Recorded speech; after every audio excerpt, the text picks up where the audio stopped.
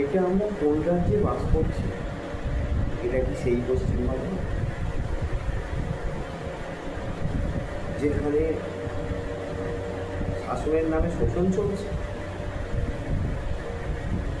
যেখানে শাসনের নামে দূষণ করা হচ্ছে? এটা কি সেই পশ্চিমবঙ্গ যেখানে অভয়া বিচার পায় না, ধর্ষকরা খুলে ঘুরে বেড়ায়?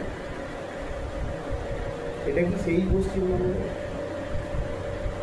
যেখানে জাতীয় পতাকা পুলিশের পায়ের নিচে দলিত হয়? এটা কি সেই পশ্চিমবঙ্গ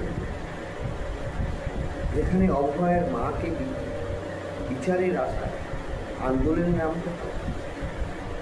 এটা কি সেই পশ্চিমবঙ্গ যেখানে পুলিশ আন্দোলনে নামা অভয়ের মা, সমস্ত মহিলা সমেত অভয়ের মাকেও ছাড়ে, যেখানে মহিলাদের শাখা ভেঙে দেয় না? এটা কি সেই পশ্চিমবঙ্গ প্রতিবাদ করলে মার খেতে হয়, রক্তাক্ত হতে?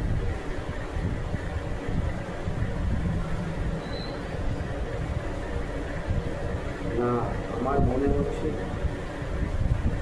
যেটা একটা অরাজকতা চলছে।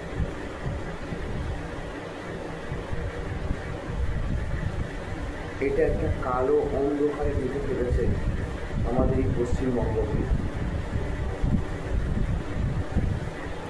যেখানে আমাদেরকে সংঘবদ্ধ হতে হবে, আমাদেরকে সংকল্প করতে হবে, সব এক হয়ে প্রতিবাদ করতে হবে।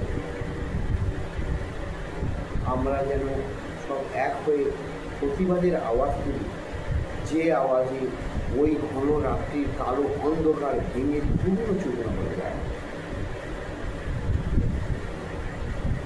এবং নতুন ভোরের আলো দেখা দেয়, নতুন সূর্য উদয় হয়। আর সেই ঘন অন্ধকার ময় রাত্রি যেন ঠাঁই পায় ইতিহাসের পাতায়,